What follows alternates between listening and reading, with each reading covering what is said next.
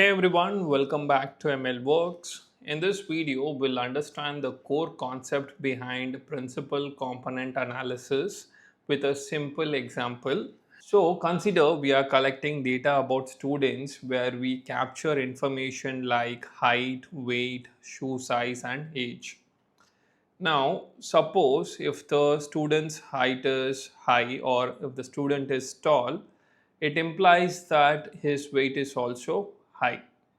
And if the shoe size is big, then it also implies that the height is high or the student is tall, which means that these variables or these features are related to each other in some way or the other. If height increases, the weight also increases, and if shoe size increases, it also means that height is also increases. So all the features are related in some way or the other. So when features are related to each other, it leads to the information being repeated, which leads to something called as redundancy. So when you have data with redundancy in it and you apply machine learning model on top of it, it makes the machine learning model slower, harder to visualize and memory expensive. Now that's where PCA comes into picture, where it tries to solve this redundancy problem. Now, what is the big idea behind PCA? So, PCA tries to compress the information as much as possible by keeping only the most important pattern in the data. For instance, if you have a 4K image, you convert that into 2K image and you will notice that the most information is retained. So, PCA does the same with our data as well. So let's see with a simple example of student here. So consider we have height and weight, two features, and we can notice that as height increases, we see the weight also increases. So we can see that height is directly proportional to weight. So when we plot this data on a 2D plot, we can see that there is a linear relationship between the data and we can pass a straight line through the data points. Now let's focus on the direction of this data or the spread of this data, because through this we'll understand our PCA concept. Now consider we have data points which are scattered as shown here. Now when you apply PCA on top of this data, PCA will ask a very simple question, that in which direction is the data is spreading. So the data is spreading in this direction and it is also spreading in this direction. So the key direction in which the maximum data is spread is that in this direction. So which is called as our principal component 1. Now comes our variance. Variance means information. So there are two variants that has been captured in this plot. So we have large variance being captured in this direction and there is small variance being captured in this direction. Now, if the data spreads a lot in one direction, that direction contains useful patterns, which means in this direction we'll have the useful pattern. And small variance means that we have less important information in that direction.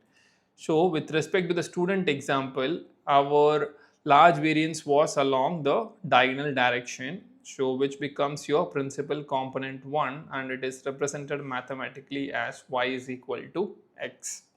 So the diagonal direction becomes our first principal component and it captures the maximum variance or the information. Now since it is maximum variance, there is still some variance which is not captured. That's where PC2 comes into picture.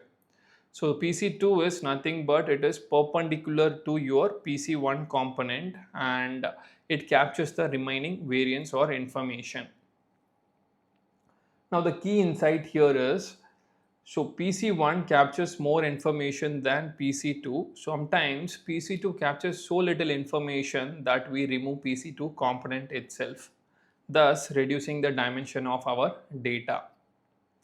Now originally the students had two features, which is height and weight, and after we apply PCA, we end up with only one component, which is PC1, and thus each student is now represented by one number, and this whole concept of reducing the dimension is called dimensionality reduction.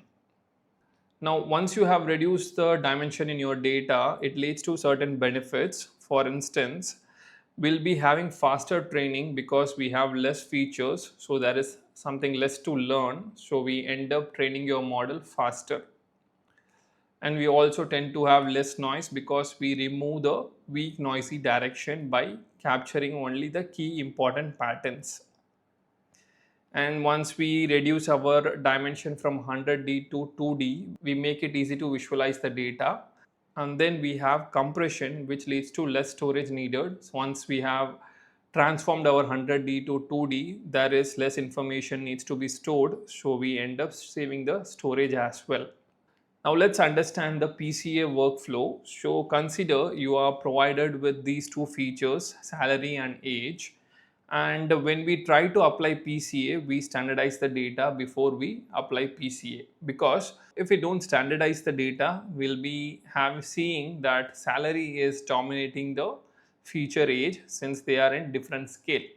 So we standardize the data such that we make it in same scale. Once that is done, then we notice which features are moving together with the help of covariance matrix. So there could be positive covariance and negative covariance, meaning salary is increasing and age is increasing, which means positive covariance.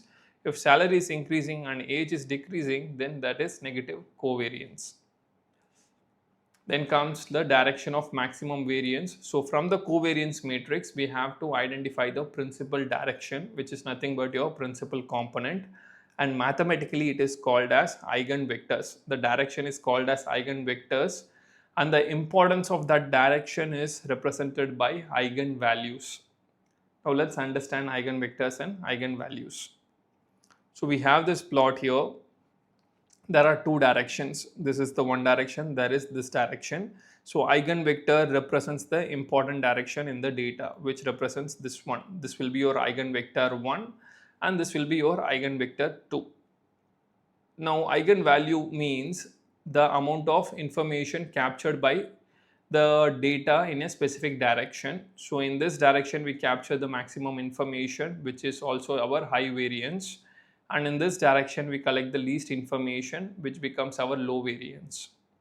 So a large eigenvalue represents the important direction, small eigenvalue represents the less useful direction.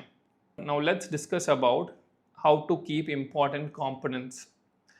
Now consider you have 100 dimensional data and you applied PCA, you turned it into 3-dimensional data, which is represented by 3 principal components. Now each of these component captures some amount of variance. So first PC component 1 captures 95% variance, PC component 2 captures 4% variance, and there is PC component 3 which captures 1% variance. Now what we can do is we can remove PC3 such that we can reduce the dimension and we can retain most of the information that is needed for our experiment. So in real world, you can think about photographs from different angles. So different angles will give you different information, and based on your requirement, you will be taking from a specific angle such that you can retain the most information that is required by you. Now let's talk about explained variance ratio and choosing n components in a PCA. So we again go back to our 3D plot and we see that we have 3 principal component, 80%, 15% and 5%. Now if your requirement is to capture as much information as possible, then you will be taking in all the components. But if you want to just reduce the dimension, then you will be keeping the components which captures the maximum variance.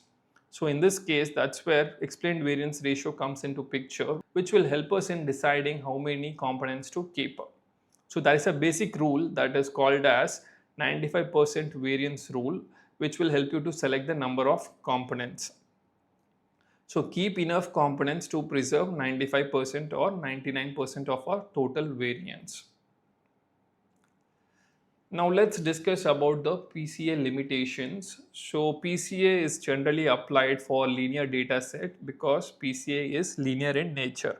So what it means is if your data has pattern as shown here, then PCA can work on this data and capture the variance and we can make use of the components. But if your data has complex pattern, then PCA might struggle to capture those information and turn it into components which can be used in downstream task. And the other limitation is PCA reduces interpretability, which means in original data set we had height and weight which are easy to understand or interpret. But once you apply PCA, it becomes like 0.7 of height and 0.6 of height. Now once you multiply this, it turns into some numeric value which we don't know, like how it is going to affect the target variable or which component is affecting which variable. It becomes very difficult to explain how PCA is interacting with the end solution. So that is the limitation of PCA. So with this, we are almost at the end of the video where we understood exactly how PCA captures the information with the help of the direction and also the magnitude, which is the eigenvalue and eigenvector. And we also understood where we have to apply PCA, whether it can be applied on complex data relationship or not. So we understood that as well. So with this, I'll be concluding this video. Thank you for watching.